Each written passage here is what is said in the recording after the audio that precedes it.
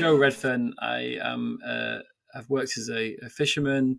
I've worked as a marine biologist, and I really kind of tried to bring together different fields of commercial fishing and I guess the exploitation of our seas, but also my sort of deep rooted, and I guess what I am fundamentally is a conservationist, really, but trying to kind of come at this different perspectives of using science, commercial background, and research. So to kind of marry those up, I've set up the Whitby Lobster Hatchery here in Whitby in North Yorkshire, where we are looking to raise and release lobsters to put back into the ocean. And for me, that kind of really marries up these distinct fields quite nicely together. And I was kind of halfway through that project with others from the fishing community here in Whitby, and that's kind of when we were halfway through that where the mass mortalities first started happening along this coastline. So very much kind of been thrown into the whirlwind that came afterwards. Could you possibly detail for our audience which part of the English coastline the mortalities appeared on and when this was, Joe? Yeah, certainly. So we first experienced any reports from wash-ups or from dead sea life. It was actually lobsters at first in keep pots, and they were right out in the Tees mouth of the Tees estuary. So that's on the northeast of England, in Cleveland, which is just borders on to Yorkshire, and the extent of the wash-ups that followed that, and they were very centric around the Tees estuary. And over the next few weeks and months, as the tidal flow seemed to be pushing the impact down the coast, and then we experienced wash-ups at Mask and Redcar, at Saltburn, at Staithes, Sands End, which is just north of Whitby, Whitby, and then a little bit further down the coast to Robin Hood's Bay. So covers I'd say about 30 or 40 mile range, from Hartlepool just north of the Middlesbrough, predominantly then south down to Whitby, Robin Hood's Bay area. Was it only crabs that were affected in this mass mortality, or were other species washed up as well? It was primarily crabs, and lobsters. Velvet crabs were very negatively impacted, disappeared basically off the coast. But we have seen an impact to barnacles as well, disappearing off the rocks. There's been reports, of fish washing up, of octopus, of seaweed. I mean, we've always tried not to become the boy that cries wolf, with this, and natural wash-ups do occur. So it seemed like it had impacted crabs more than anything else, but it's hard to say. When we've seen a higher increase in, or seen an increase in the amount of wash-ups that have happened along the coastline since the event. So it is difficult to actually, put them all back to that single case. But it seems like a wide range of animals have been impacted, but crabs and lobsters are by far the ones that have been mostly impacted. In that area, which obviously it's like we often refer, fishermen, we often refer to areas that they fish a lot and that it's their garden. So obviously you're well known down there and you know a lot about the area. Am I right in saying to you that prior to this,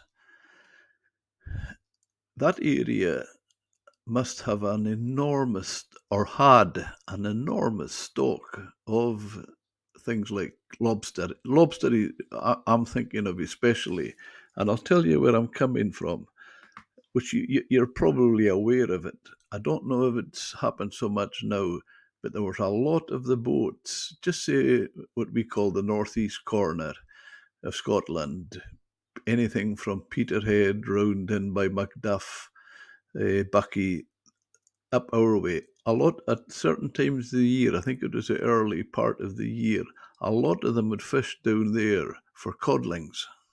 There was a big codling fishery. And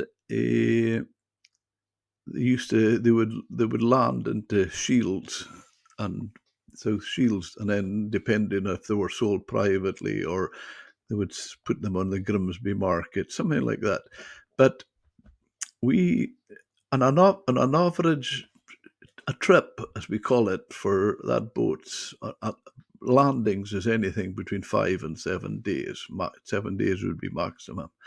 And they would come in and they would have 120 to 150 lobsters in a trawl. And that's never been heard of ever in their own local Scottish waters. So Yeah. does that tally with you? Because the impression here is that it must have been an enormous stock for that. Yeah, it was, and when what we've seen along this coast since the whitefish industry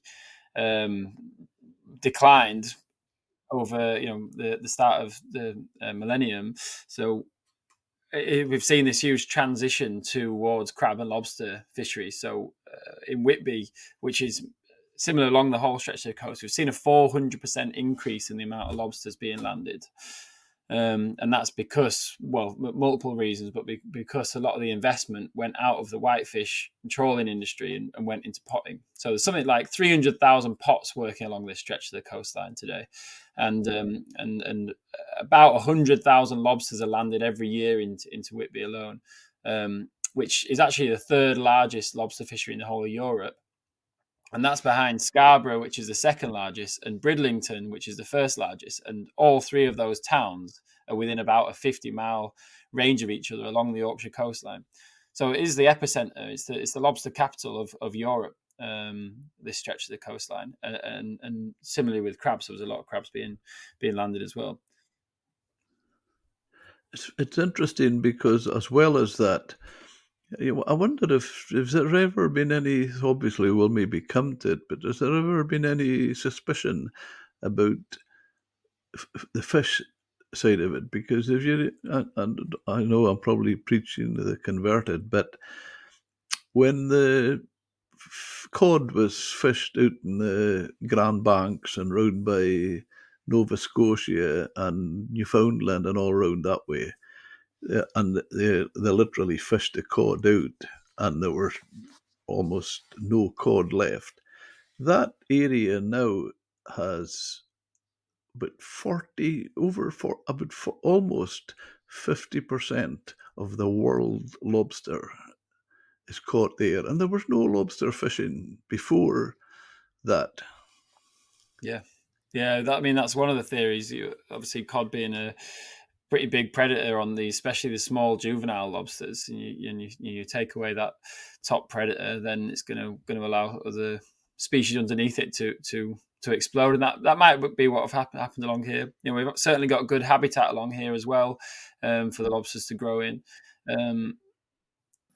Just to clear all that up, you suggested there that that's what might have happened. What specifically might have happened?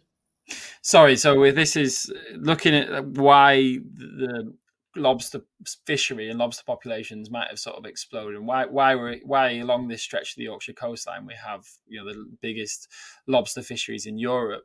Is that one of the reasons maybe that the cod fishery was overfished and the cod populations declined, and that kind of led to a boom maybe in lobster populations. There is a bit of a lack of data actually in the amount of data in terms of lobster stock reports of lobsters and crabs over the years. A lot of it's based on fishing data, which there's also changed because the investment went out of the whitefish industry and went into crabs and lobsters. So climate change is also a sort of theory on it, where it's pushed cod stocks further north, and that again maybe led to the decline of the whitefish industry and around this stretch of the coastline, and pushed it further north to Peterhead. When I was researching for the episode, I came across a really, really interesting occurrence. Maybe you know this. I'm going to run it by you. So in October 21, same time of the year, the same year as the mortalities appeared in England, Slate.com in North America announced that 3 billion, this is the same month of the same year, that 3 billion snow crabs had vanished from the traditional fishery. It decimated the North American snow crab season, harvest, and the big mystery was, where did these crabs go? Now, I think the scientific conclusion on that is that the Barents Sea heated up by a degree. That degree was enough for those 3 billion crabs to move. And I just thought to myself, is that increase in sea temperature that affected the whole snow crab fishery further north correlated with this mortality rate that was found in England? Was there an increase that was maybe negative, a temperature increase? But you said climate change. I'm just going to say temperature increase because it's less provocative. But do you know about that snow crab exodus happening at the same time as the crab mortality in England? And if so, what do you think about temperature increase possibly damaging the crabs and killing them, but actually making it a better environment for lobster? What's your thoughts on temperature?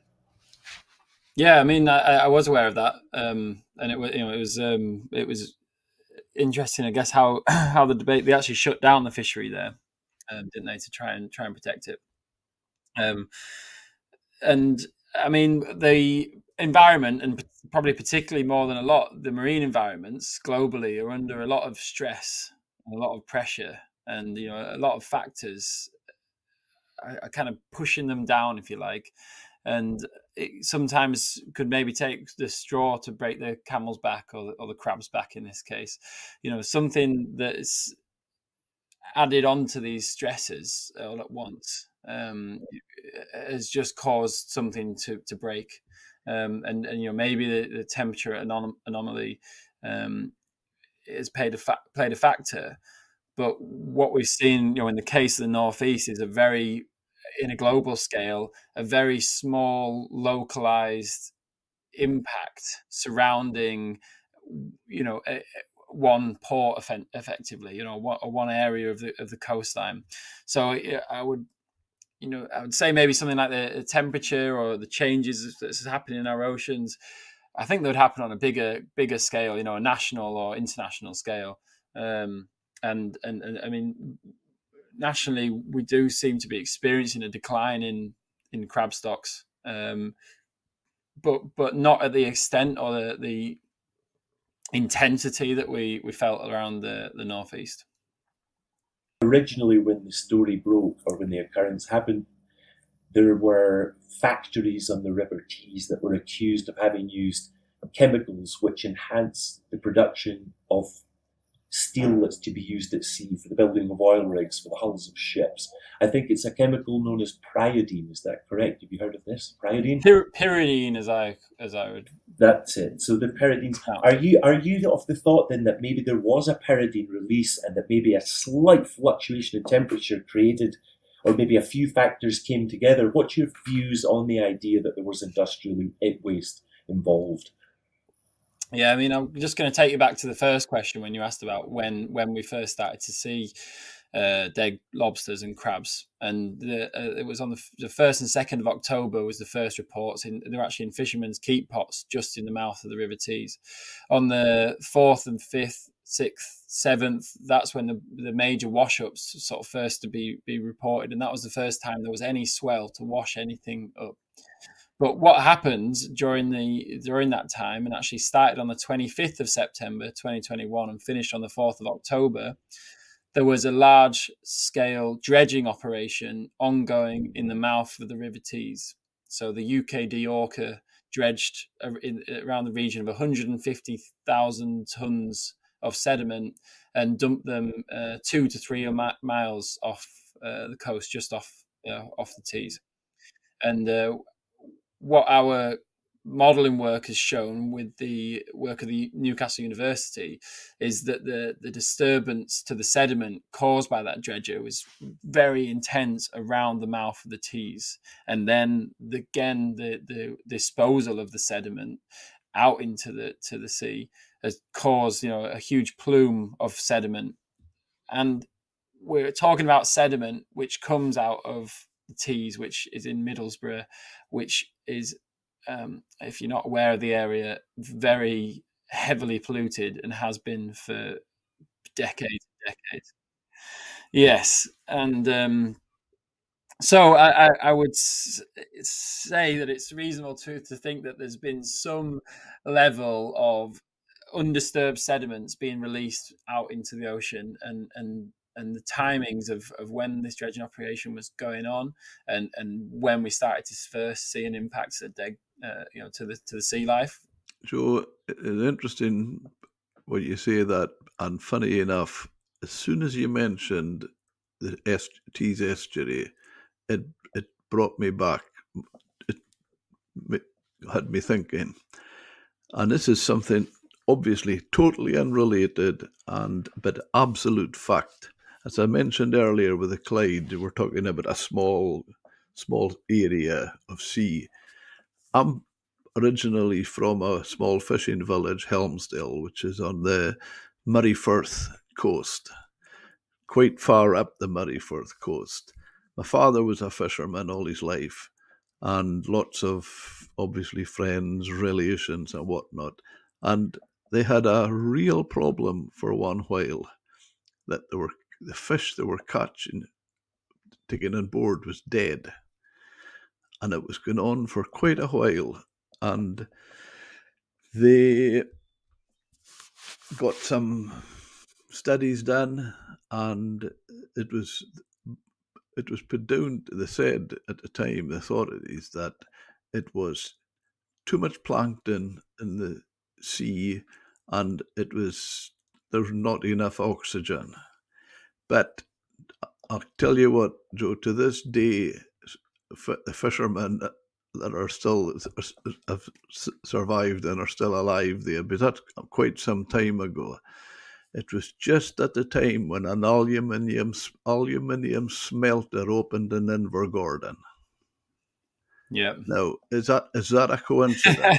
I mean, I'm silent quite a lot here because you are not the first fisherman, or fishing person from a fishing community to report similar occurrence, and indeed the too much plankton or an algae bloom, as you're referring to, was what we were told along this stretch of the coastline was the most likely cause at the very start, and that it was a naturally occurring algae bloom.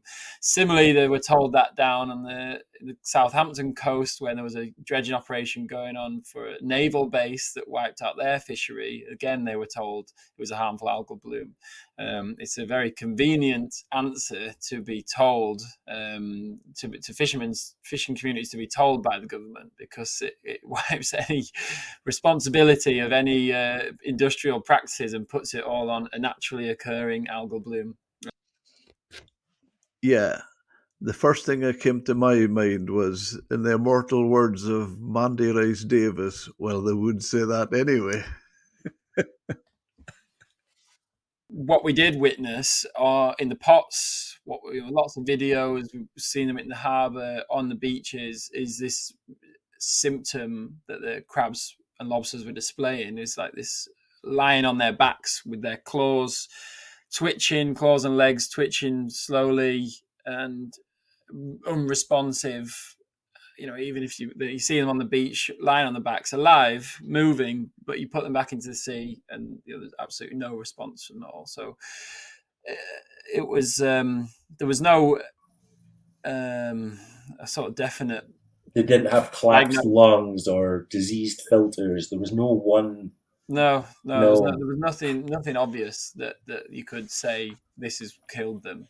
Can I throw a swerve ball at you, Joe? Here's a thought. Yeah, can I just say one Yeah. thing before that? Because the Gary Caldwell, who's the ecotoxicologist at Newcastle University, tested pyridine on crabs. So he put some crabs in a tank, exposed them to pyridine, and what we saw was this exact same symptom displayed in the crabs, which were healthy crabs in normal seawater, and they were exposed to pyridine, and they displayed this exact same symptom of on their backs twitching. So that's where we built up a little bit of the evidence that we think it's caused by the pyridine, is by testing that in the lab.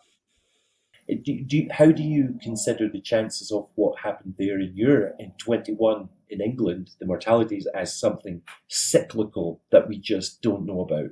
It's a cyclical thing where possibly crabs die themselves. This is a self perpetuating cycle. What's your thoughts?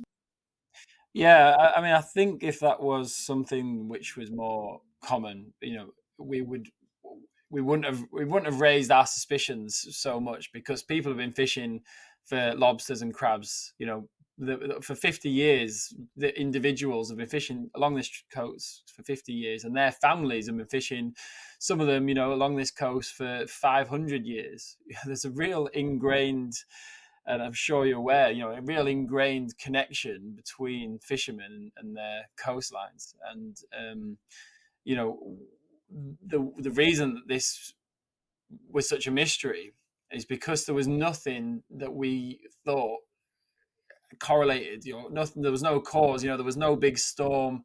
There was no regular pattern. No seasonal pattern that we could put it down to. We were talking at the end of September, early October. It's good crab fishing time. There's no pattern or natural occurrence that we could put it down to, and that's really why we started to kind of look for other answers and look for other causes. Have you done the two lists, lobsters and crabs, and said, right, because if lobsters didn't die in the same rates of mortality as the crabs, what are lobsters resistant to that crabs aren't? Surely that would reveal a short list of possible causes of death.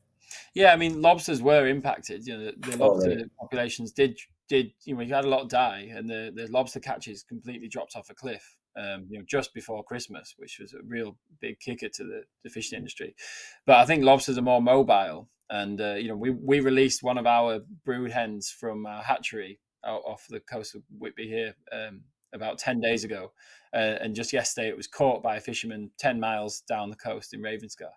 So they have a pretty big ability to move around, and I think lobsters are actually a lot cleverer than we know, and they move around with weather and high pressures and low pressures and all sorts. So I think that the lobsters managed to escape it, where the crabs were either weren't clever enough or not quick enough to get out.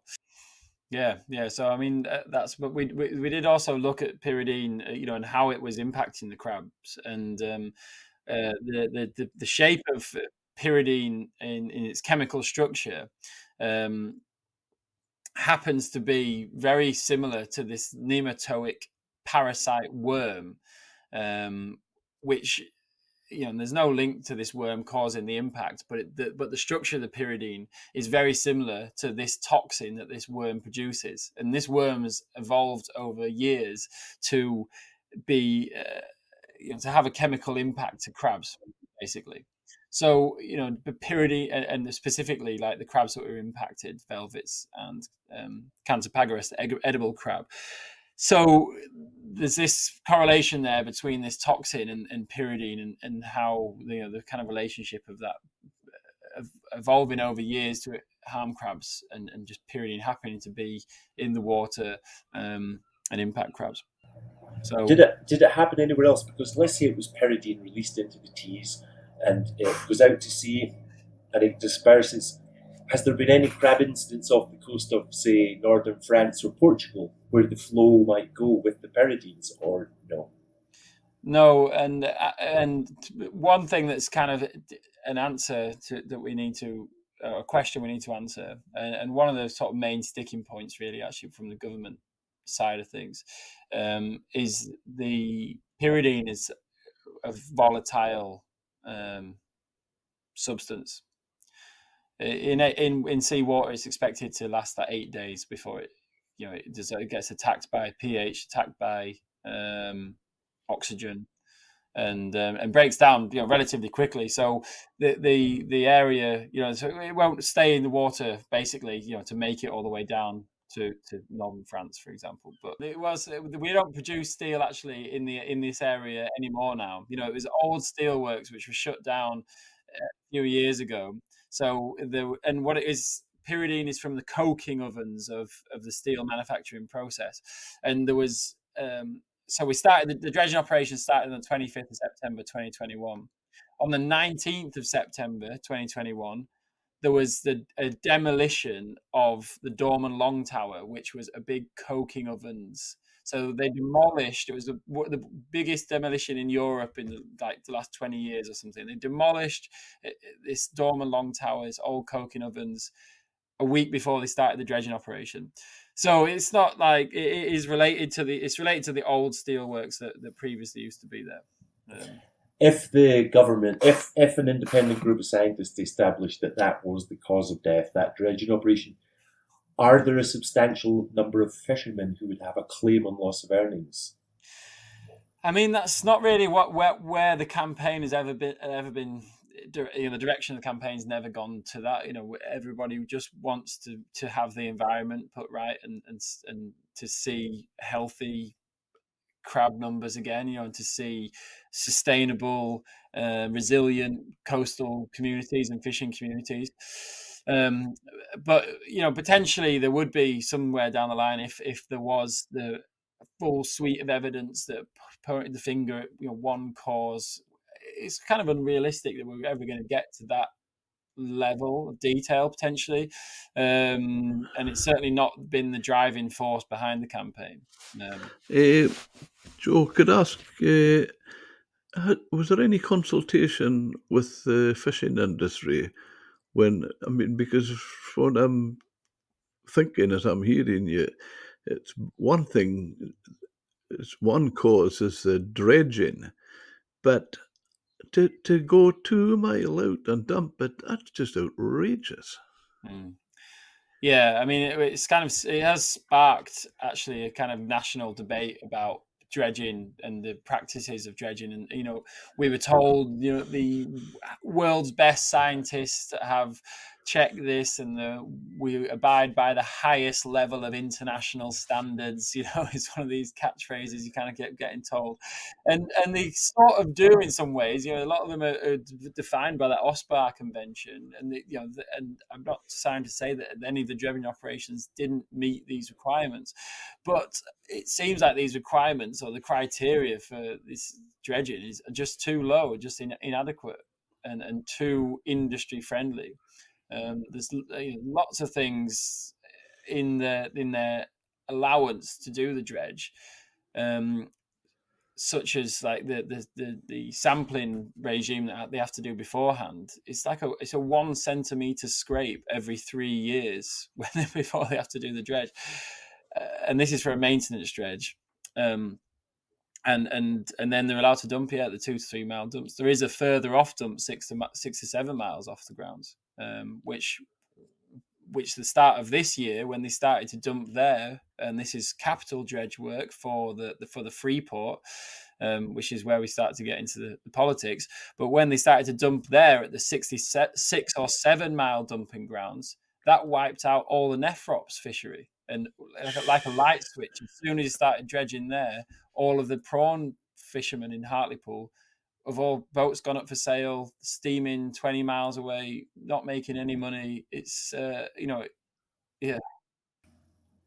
No, the person paying that dredger is asking one question. It's not where should we dump this, it's where can we get away with dumping it? How close to shore? Because the difference between 100 miles with a dredger with 300 ton of dredge to 2 miles is a huge cost in fuel, time, labour, everything else. That's a terrible. And what else strikes me is it's 2 miles off the coast of Britain, and it's 143 miles off the coast of Europe. And it's almost like a keep it as far away from us as you possibly can is what's going on there, because there's no scientist could possibly argue that dumping that 2 miles off the coast of a country is a wise decision. It just can't. How was that justified? Were there international big scientists saying this is safe before that happened? Well, they've been dumping there for years. To be honest with you, it's a recognised, and it's a defined spoil ground. There's a mile square plot which they can dump in, and it does get a little difficult because they have been maintenance dredging the Tees, every month for years, because every port is dredged. But what we sort of saw here is there was a lot of land remediation works going on, such as the demolition of the Dorman Long Tower, but there was also other works going along in the Tees estuary, which coincided with this. There was a kind of urgent bit of maintenance dredging that went on quicker than they usually do. So there's quite a lot of factors at play, but they to answer that question, they were doing everything as per international standards, and I think this is exposed. So, I guess one of the issues is the international standards are the same as if it's in the Tees estuary compared to, say, Whitby Harbour here, where there's never ever been any chemical production, never been any industrial waste being dumped into the river, and it's the same standards as it would be in the Tees estuary, for example. So this broad brush of stroke doesn't really work when you've got an environment such as the Tees, which is just so heavily polluted. Had you ever was it ever thought of maybe instead of getting them to dump it at sea, get 2 lorry loads landed onto 2 lorries, dump one in Westminster and the other in Holyrood? It would have been. I think you should join our campaign, Jim. I think you've. It was. I mean, we like. We've asked and asked and asked. All we want to do is, because this dredging round that went on when it triggered the first die-offs was precedented a much bigger 1 million ton dredging operation that went on, a capital dredging operation going on. And all we asked is, in response to, or in the view of like everything dying and washing up on the coast, can we not have an increase in the amount of sampling and surveying that goes on? Can't we take not a lorry load but just a jam jar full of the sediment that's being dredged and test it once a week, just so we can understand exactly what is in the sediment, because it's all the testing's done prior to doing any of the dredge work, and then it's approved, and then they can just dredge the 1 million tons after that. And all we wanted to do is just test the sediment which is actually being dredged and being dumped at sea, but it was refused and declined multiple times. But isn't it crazy, Joe? Just as you're speaking and you think of it, it's all now about green, environmental, and be kind to the earth, and there's all this bodies that are supposed to be saving our planet, and you go onto their websites, and the first thing you see is a box, donate here. And they're just money-making organisations. And Joe's got that on his website, so go slow. Yes. Well, that's a good cause. That's a good cause. Oh, And yeah, it's a good one. another thing, Joe, you mentioned that jokingly, I would be happy to join your cause if you felt I was of any value to you. Yeah, I'd be brilliant. happy to do that. Yes, please. But what it reminds me of, that's heavily polluted stuff being dumped in the sea. Conservationists, you never hear them mention it. It's the same. We have the exact same situation almost in the north, down the west coast of Scotland, up by the west coast of Shetland, where we have a fleet of foreign fishing boats. They're dumping their gear, monofilament, it's plastic, and all we hear about plastic in the seas. And that guys are dumping the only nets that come ashore, only gill nets and long lines that come ashore here, Joe, is what the Scottish fishermen take in, which they pick up in their gear. And they're cheating on quota, they're landing over the quota and all the rest of it. And yet not one thing do we hear about from government or conservationists. Yeah, I mean, with this case here, I mean, it was like I guess the kind of strength of our campaign in trying to get something done about this. It's been so led by the fishing community. We've been the most impacted by it, and been the driving force to try and get academics involved, to try and get speak to the government about it, to try and get as many raise money, for example, to try and get the sampling done. And it's all come from basically from the fishing communities along this coast. And we formed our own group, the Northeast Fishing Collective, to try and collectively work on finding a resolution or finding an answer. So yeah, I mean, I guess in this instance, we haven't needed the the environmental NGOs and so on. But one of the biggest kickers is with this South Bank development with the dredge, which has been championed by Ben Houchin, who's the Tees Valley mayor, who I think maybe you referred to earlier, actually. He's championing this free port, and the reason the free port's going to be used for is to produce wind turbine blades.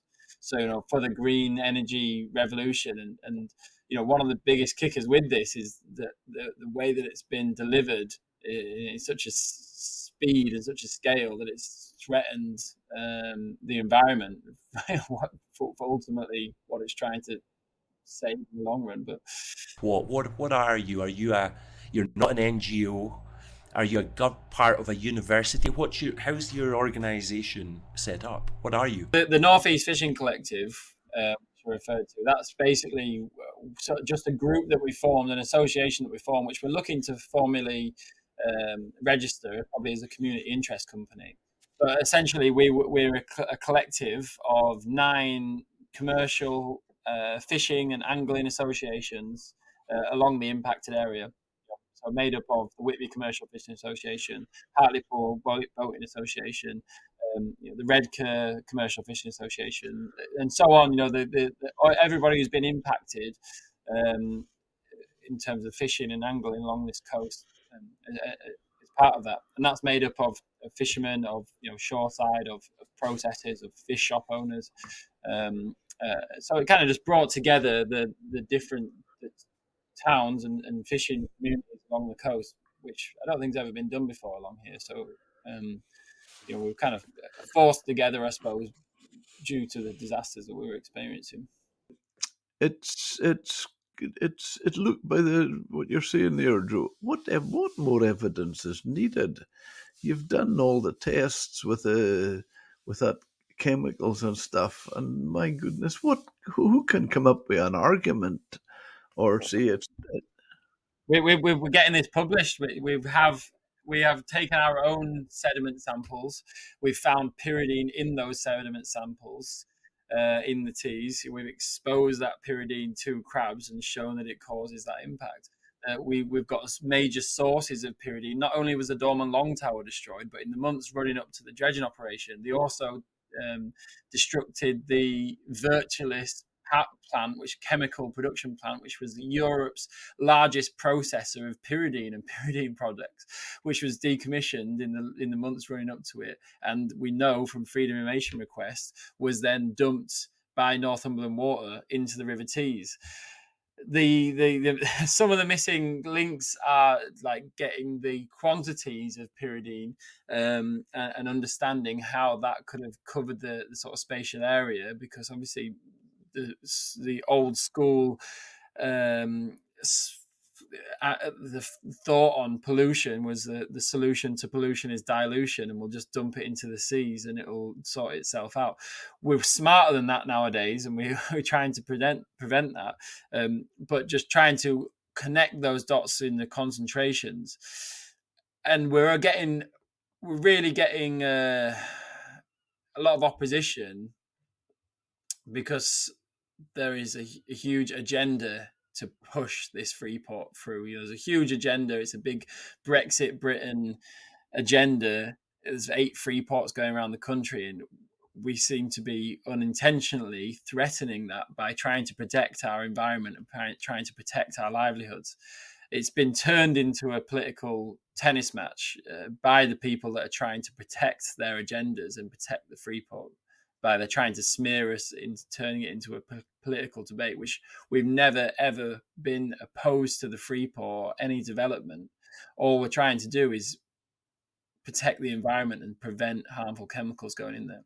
So that work's due to be published by the universities.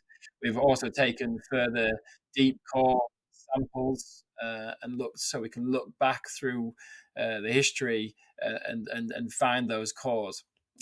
Find what's in the cores, what's in the sediment going back, so we may be able to look and see, if there's any historical levels of other chemicals or pyridines. We talked a lot about pyridines, but there is a strong chance, that it could be a suite of different chemicals. There's such a polluted area, that those chemicals could be interacting together and forming new toxins which are harmful to crabs and lobsters. So there's a lot of work done, a lot of work done. See that suite of chemicals you described there, would that then again disperse after about 8 days, say, in the sea? It wouldn't be, you wouldn't read it. Well, we don't know really, and there's lots of difference between there's a lot of work to be done, and what I would say, pyridines don't, if they're locked under the sediment in anaerobic conditions without oxygen, they won't break down. So they only break down when they're in the water. So if it could be in the sediment and lay dormant there for years, be exposed in the water and then break down. So somebody like the Environmental Agency or the government agencies that haven't done any sediment sampling have found no. They did some before it, but pyridine isn't one of the chemicals which they look for. And they took water samples to look for pyridine. But by the time you take a water sample and get it into the lab and analyze it, maybe a number of weeks later, just it being in its pot, it will break down and it's volatile in that way. So, we've never said that we have every bit of evidence answered, or we could provide every single bit of evidence. But I think, it's quite evident that the level of evidence that we have certainly surpasses this random theory of a novel pathogen, which has got zero evidence. It certainly surpasses the algal bloom theory, which had zero evidence and now has been dismissed. And it gives us reason to enact on the precautionary principle, which is an OSPAR convention. Funnily enough, the same rules that they will abide by for the dredging license, but they'll cherry pick when they want to use it. And it enacts the precautionary principle of the OSPAR convention, which states that if there's any reason to doubt the activity that is undertaken is causing an impact or releasing chemicals out into the marine environment, the activity should be halted until you can prove without reasons to doubt that it's safe to do so. Yeah, so that's what we've been working through. There's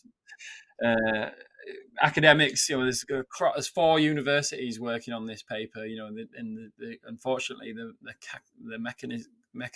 the mechanics of universities and academia turn a little slower than we would like.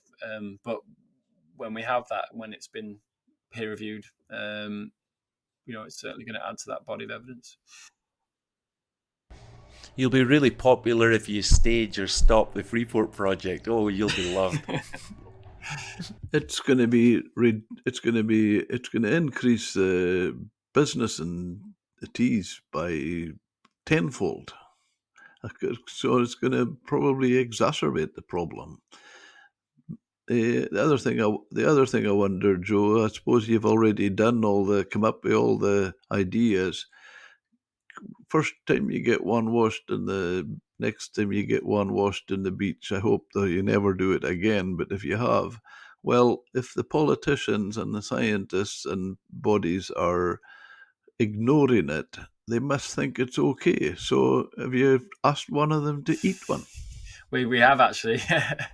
We did at the start, and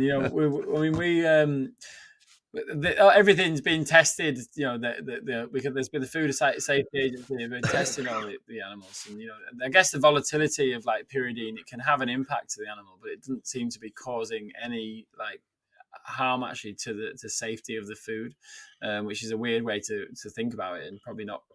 Probably I don't want to put everyone off on eating stuff around here, but everything has been tested, and people haven't been getting sick, and we would know by now. But this volatility of pyridines can, prevent that from happening. We are on the side of trying to prevent any of these chemicals getting into the environment and getting into any of the crabs and lobsters. So, because primarily for these kind of reasons, we don't want sick crabs and lobsters, and we don't want people to get sick from eating them. We're very much trying to campaign for our protection of our fishing industry, and want it to thrive and be healthy moving forward. So, but all we can do is go on what we're told by the likes of the food safety agencies and scientists that are investigating it. But Joe, there must be something going on there when it's crustaceans, because it's very common around the Scottish coast here that we get the algae blooms, and they get a really the things like the bivalve mollusks, like the people cultivate the oysters and oysters and mussels and things like that. And now that's filter feeders, and they have to test their water. They have to do water sampling all the time, and there'll be periods in the year, possibly mostly when it maybe a higher temperature and the bloom expands, and they'll shut the fishing, they'll shut the harvesting down for that area. But the thing is, although PSP, paralytic shellfish poisoning, which I always think is a terrible name to give it, but it'll affect humans, but it doesn't harm the species. It doesn't harm the oyster or the mussel, but it will harm a human to eat it. It's almost like it's the opposite. Yeah, certainly. I mean, I guess that volatility. What we did see, was quite a lot of weakened crabs and certainly lobsters for a long time. A year after we started to see the impact of. Some of the scientists that we've been working with suggested it could cause like some kind of like Alzheimer's dementia impact, a long-term neurological impact to the crustacean after being exposed, or maybe exposed to a lower level, but more and more constant. So, yeah. Question: we'll wrap things up. We're almost at our hour, but I'm fascinated to know what stage of the cycle, the annual cycle, were the crabs at? Had they just spawned? Were they about to spawn? Where were they? How many? Because if they were all carrying berries, then the losses are incalculable. But were they a month after that? What stage do you know? It would have been just after they'd buried or released the berries mainly. Okay. But I'm expecting. I know from my own work with lobster larvae that they're extremely susceptible to poor water quality. So I can't imagine that the larvae would have done great to survive, really through that. We really did see a huge impact to crab numbers, like velvet swimming crabs.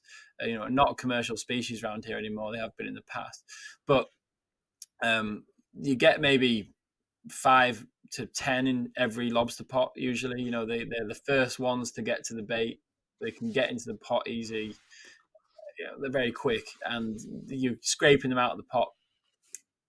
So, out of 1,000 pots, you might expect to see 2,000 to 5,000 of them. And after the impact, and it's still like that today, out of 1,000 pots nowadays, you might see 5 velvet crabs. It's like it's a complete eradication of a species. 95% have been lost. Similarly in the impacted area with the edible crab, it's 80-90% lost. Lobsters are about 50% down. It's a complete eradication of crabs and crustacean. And what's replaced that are species such as starfish and whelks. These scavenger species have exploded in the impacted areas, and the pots are full of starfish. There's pictures from fishermen where the fishermen have been filling up boxes of starfish, steaming them 5 miles out to sea and dumping them to try and get them off the ground. It's unseen before, this ecosystem shift along this bit of coast. And a natural last question would be, for anybody listening to this episode, whereabouts can they follow you, throw a few dollars at you, or subscribe to your mission? Where can people get a hold of you? Yeah, there's thanks for asking that. So you can find the Northeast Fishing Collective either on Twitter or on Facebook. You can also follow my Twitter as well. That's Joe Redfern. On the Northeast Fishing Collective page and on mine, actually, you'll see a link to our Just Giving campaign page, where we're raising funds to pay for sampling equipment, to pay for surveys, to pay for independent-led research to try and get to the bottom of this. And your 2 weeks holiday to Cyprus. I'm joking, Joe.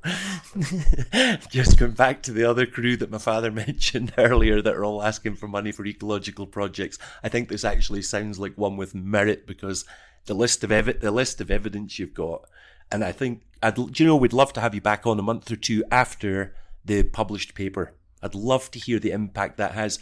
All you need is one strong journalist behind that paper, and you're off. The whole thing begins. Yeah, I mean, if you look into what the corruption scandals that's going on around this coastline, it's all come about because of the dead crabs and lobsters, and journalists looking into this part of the coastline more because of what happened with the crabs and lobsters, and the reaction actually from some of the right-wing MPs and the mayor, the reaction to kind of the overreaction, I should say, to any kind of accusation that it was caused by any sort of industry.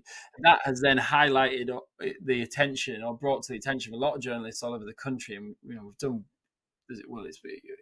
We never wanted it to turn into a political match, but it's certainly captured the attention of journalists nationally, internationally. So there's a lot of attention on that. But I'll be pleased to come back and give you an update.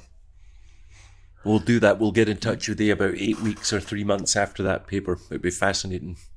Joe, I would just round up myself by saying that you can take it from me, I personally, and through our podcast, 110% behind you in everything that you've said and you're doing. If we can help you in any way we can, we will. And it just makes me think, if obviously being from fishing people, we're talking about an industry that feeds a nation and provides an enormous foreign currency and food going to the continent.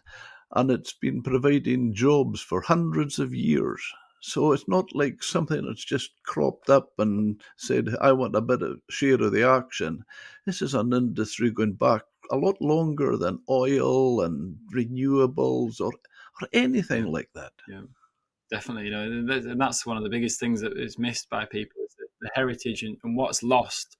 If these fishing communities and the fishing community in Hartlepool is Whitby's just on the sort of extremities, but the one in Hartlepool is really up against it. It's looking like they're going to struggle to survive.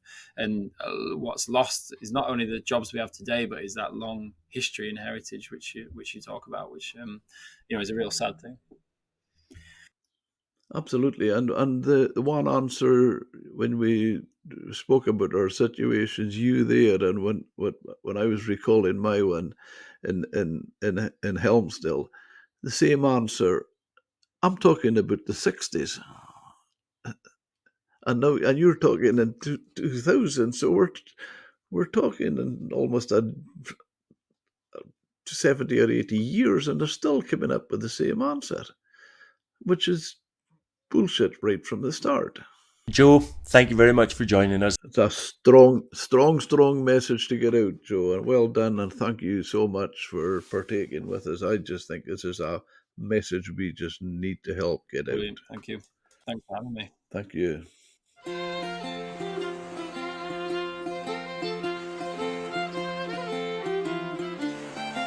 Thank you for listening to Seafood Matters podcast. You can subscribe and leave a review wherever you get your podcast. You can join me on Instagram, Twitter, or Facebook by searching for @Seafood Matters podcast. If you have any questions or episode suggestions, please email me at jim@seafoodmatterspodcast.com or get in touch with me through my website, www.seafoodmatterspodcast.com.